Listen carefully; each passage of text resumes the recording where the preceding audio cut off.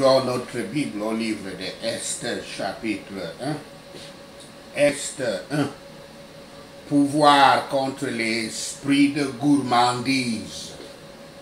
Pouvoir contre l'esprit de gourmandise. Le livre d'Esther est un bon complément au livre d'Esdras et de Néhémie qui raconte les événements qui eurent lieu à Juda sous le règne du roi Artaxerxès Ier de 465, qui régna de 465 à 424 avant Christ, successeur du roi Xerxès le Grand, qui régna de 519 à 465 avant Christ. Xerxès Ier ou Xerxès le Grand ou Assuérus Ier en langue persane, Khazayarsa en langue du vieux perse, Khazayarsa né vers 519 avant Christ, mort en 465 avant Christ. Et il fut un grand roi perse, membre de la dynastie des Archéménides, qui régnèrent sur un empire s'étendant de l'Indus à la mer Égée et de Syr Daria au golfe Persique et au Nil, incluant ainsi l'Égypte, c'était pendant la 27e dynastie égyptienne. Manéthon l'appelle, l'auteur grec Manéthon l'appelle Xerxès le Grand, et lui compte 21 ans de règne dans son livre Africanus, dans le livre Africanus de Eusebius. Le livre d'Esther nous ramène dans le temps, au moins 32 ans en arrière, ce qui est la durée de la relation entre Néhémie et Artaxerxès Ier. Alors que ces livres décrivent les épreuves et les défis des exilés juifs qui avaient finalement été autorisés à retourner dans leur patrie, Esther montre le sort du peuple juif en Perse pendant le règne du roi précédent. Certaines personnes soutiennent qu'Esther et Mordecai et Mardoché étaient des figures héroïques, tandis que d'autres se demandent s'ils étaient réellement des personnes pieuses. Yahweh n'est pas mentionné par son nom dans ce livre, mais il est un témoignage, le livre est un témoignage de la providence divine. Mais il est fort probable que la reine Esther et Mardoché aient converti au judaïsme, ou du moins aient fait du roi Xerxès le Grand un sympathisant de Yahweh. C'est probablement eux qui avaient donné aux Juifs, y compris Esdras et Néhémie, accès aux empereurs perses. Rappelez-vous aussi que Daniel avait servi dans l'administration du roi babylonien Nebuchadnezzar qui régna de 631 à 562 avant Christ, plus de 40 ans avant le roi Xerxès le Grand. L'auteur de ce livre est connu, mais semble certainement être un individu juif qui était resté en Perse après que d'autres juifs fussent retournés. Le récit d'Esther est un travail magnifique, purement sur la base littéraire. Caractère, intrigue, conflit, etc. mais il avait probablement été écrit pour fournir le contexte et le cadre pour la création de la fête juive de Purim. Esther 1, verset 1 à 9, la fête royale d'Assyrus ou Xerxès. Verset 1. À cause de leur désobéissance et de leur poursuite d'idoles et d'autres dieux, le peuple d'Israël et de Juda avait été amené en captivité par la Syrie et Babylone. Les Babyloniens, à leur tour, furent conquis par les Mèdes et les Perses, de sorte que le groupe des Juifs qui étaient allés initialement à Babylone se trouvait maintenant sous la domination perse. C'est une période éprouvante, mais l'histoire d'Esther montre comment le peuple de Yahweh obtint non seulement une voix, mais aussi un avocat, une avocate auprès du roi de Perse lui-même. Verset 2. Le roi dans ce passage est donc Assyrus ou Xerxès Ier. Il resta au pouvoir pendant 3 ans après des guerres contre Babylone et l'Égypte. Sa résidence était à Shushan, ou aussi appelée Suse, la capitale de l'ancienne Élam, que son père Darius Ier avait reconstruite comme capitale d'hiver. Verset 3. Ce qui avait commencé comme une alliance entre les Mèdes et les Perses dans Daniel 5, verset 28 et 6, verset 8, 12 et 15, est devenu à cette époque le royaume de la Perse et des Mèdes. Dans Esther 1, verset 3, 14, 18 et 19, montrant ainsi que la Perse était devenue la nation dominante. En effet, Assyrus, c'est-à-dire Xerxès Ier, est le grand roi des Perses dont Daniel avait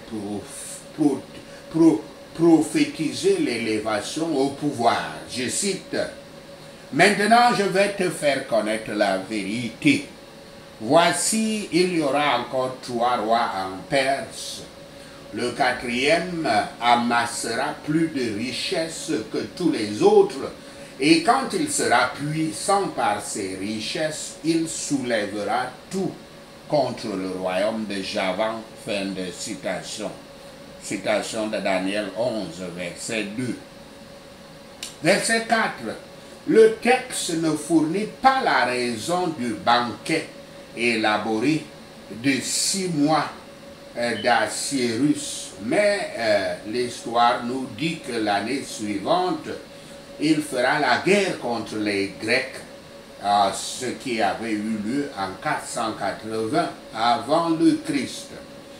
Cette célébration, cette fête, avait peut-être été l'occasion de recueillir du soutien, de rallier son groupe et de planifier la campagne militaire. Si c'est le cas, Assyrus aurait voulu que tout le monde voie qu'il était plus riche et plus puissant que quiconque. Versets 5 à 9. Après les 6 mois, l'extravagance du roi se poursuit avec un banquet local d'1 semaine. Les beaux-arts sont exposés pour les habitants de Shushan ou Suse, riches et pauvres, qui s'installent sur des meubles coûteux, mangent de la bonne nourriture, de la nourriture gastronomique, faut-il dire, et boivent du bon vin. Pendant que le roi divertit les hommes, les femmes tiennent leur propre fête avec la reine Vashti comme hôtesse. L'orgueil du cœur d'Assyrus s'élevant avec la grandeur de son royaume, il fit un festin extravagant. C'était une vaine gloire. Mieux vaut un dîner d'herbe avec tranquillité que ce banquet de vin avec tout le bruit et le tumulte qui doit l'avoir accompagné. Mais à l'exception de la grâce qui prévaut dans le cœur, l'auto-exaltation et l'indulgence envers soi-même, sous une forme ou une autre, seront le principe dominant. Pourtant, personne n'était contre, de sorte que si l'un d'eux buvait à l'excès, c'était sa faute. Cette prudence d'un prince païen, même quand il voulait montrer sa générosité, peut faire honte à beaucoup de soi-disant chrétiens qui, sous prétexte de répandre la santé, répandent le péché et la mort avec elle. Et il y a un malheur pour ceux qui le font, qu'ils lisent ceci et tremblent. Je cite: « Malheur à celui qui fait boire son prochain, à toi qui verses ton outre et qui l'enivre, afin de voir sa nudité. Tu seras rassasié de honte plus que de gloire. Bois toi-même, bois aussi toi-même et découvre-toi. La coupe de la droite de Yahweh se tournera vers toi, et l'ignominie souillera ta gloire. » Fin de citation. Citation de Habakkuk 2, versets 15 et 16. Esther 1, verset 10 à 22. Le refus de Vashti d'apparaître et le décret du roi. Versets 10 à 12. Beaucoup de spéculations sont faites sur cette section du livre d'Esther. Nous savons qu'à la fin du banquet, le roi Assuérus convoque sa femme, Vashti, à porter sa couronne et venir pour que tout le monde voie à quel point elle est belle. Mais Vashti refuse de faire l'apparence.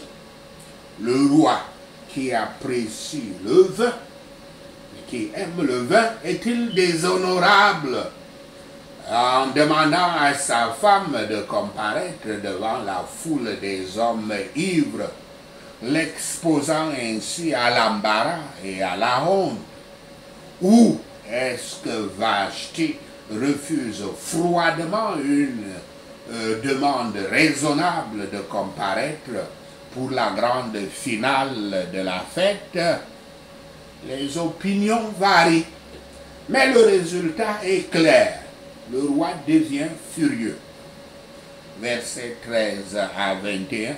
À son crédit, Assuérus appelle ses conseillers et leur demande comment ils devraient gérer cette situation.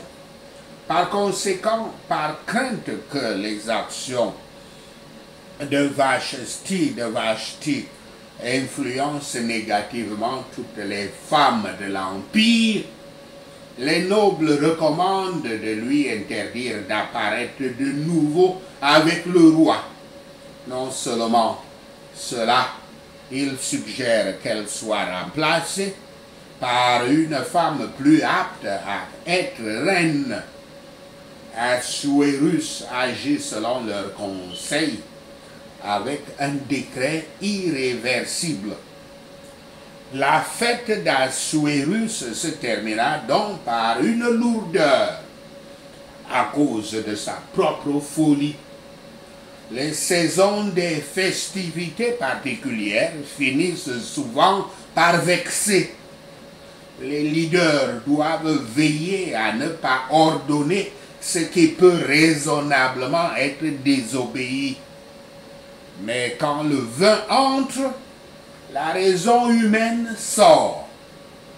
Celui qui gouvernait 127 provinces n'avait pas de règles sur son propre esprit.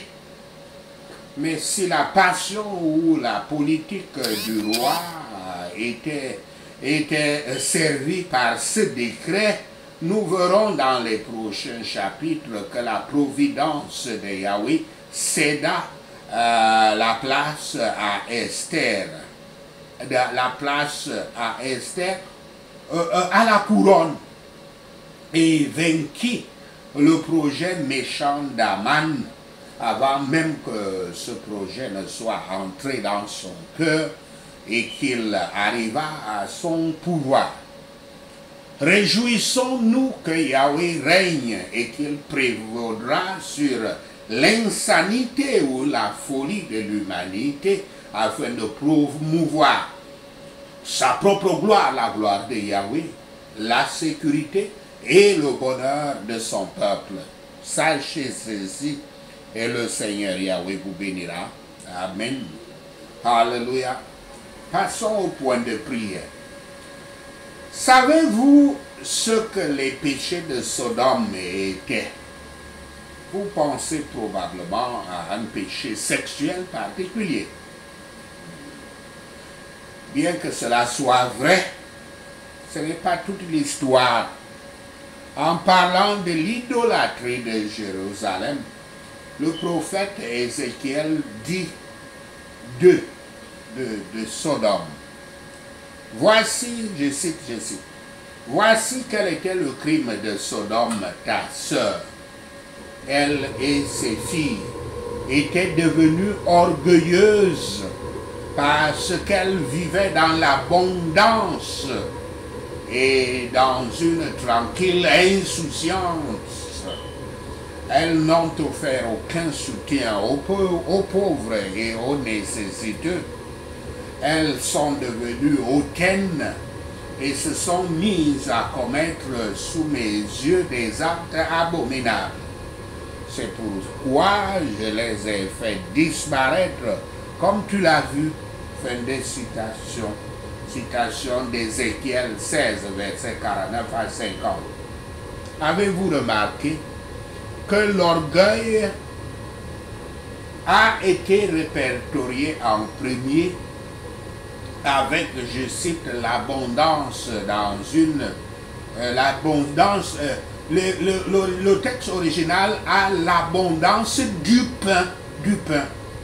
Donc l'abondance du pain dans une tranquille insouciance, fin de citation, ou alors l'indulgence de la nourriture après cela.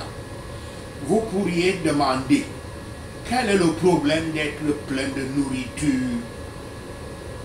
Bien qu'il n'y ait rien de mal à manger à la satisfaction, les sodomites mangeaient à l'excès comme mode de vie. En conséquence, ils étaient devenus absorbés, indulgents et paresseux. Ils étaient consumés par les plaisirs sensuels.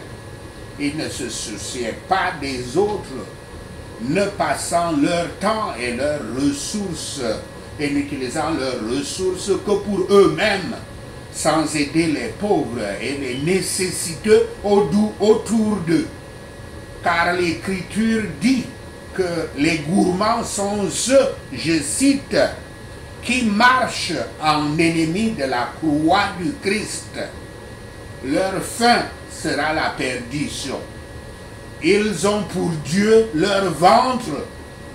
Ils mettent leur gloire dans ce qui fait leur honte. Ils ne pensent qu'aux choses de la terre. Fin de citation.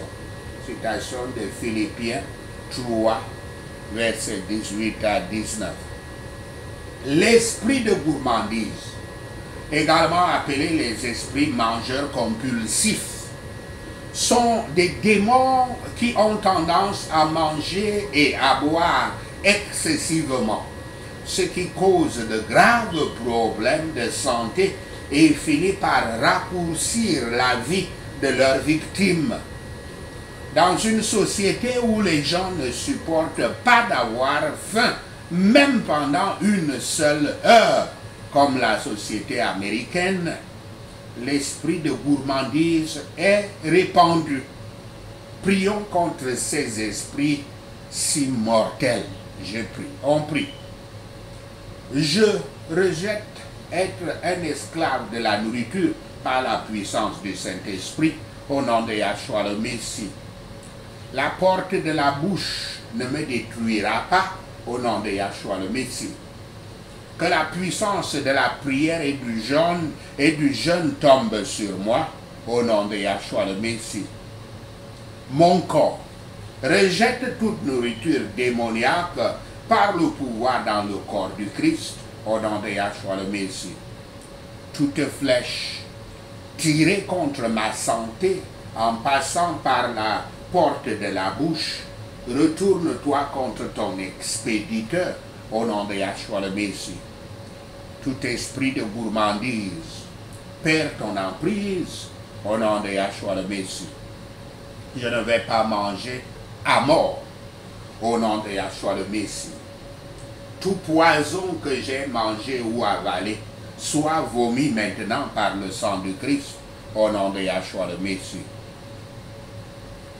Graisse démoniaque fond par la puissance dans le corps du Christ au nom de Yahshua le Messie. Alimentation spirituelle maléfique fond par le sang du Christ au nom de Yahshua le Messie. Je surmonte toute dépendance par le pouvoir dans le sang du Christ au nom de Yahshua le Messie. Démons de suralimentation, perdez votre emprise sur ma vie par le sang de l'agneau de Yahweh au nom de Yahshua le Messie. Père Yahweh, donne-moi le pouvoir de stopper tous les désirs démoniaques au nom de Yahshua le Messie. Saint-Esprit, fais que je ne devienne pas un jouet entre les mains de l'esprit de gourmandise au nom de Yahshua le Messie. Ma vie, rejette tout pouvoir d'alimentation compulsive par le pouvoir dans le corps du Christ au nom de Yahshua le Messie. Je m'élève au-dessus de tout pouvoir d'alimentation compulsive au nom de Yahshua le Messie. Toute puissance opérant contre la gloire de Yahweh dans ma vie, je te rejette au nom de Yahshua le Messie. Je piétine tout serpent et scorpion de la gourmandise au nom de Yahshua le Messie.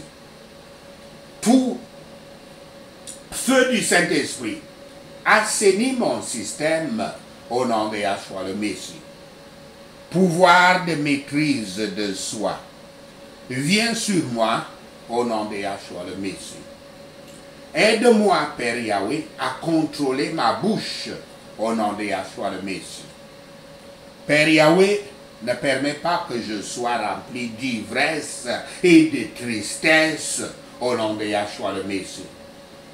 Adonai Yahweh, épargne-moi la coupe remplie d'ivresse et de douleur, la coupe de désolation et de destruction au nom de Yahshua le Messie.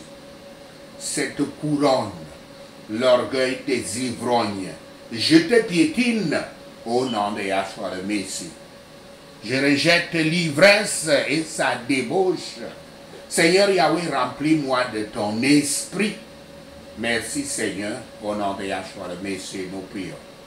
Seigneur Yahweh, nous te remercions, nous te rendons gloire, nous t'adorons, nous bénissons ton saint nom. Merci d'avoir entendu nos prières. Merci pour tes réponses à nos prières. Amen. Hallelujah.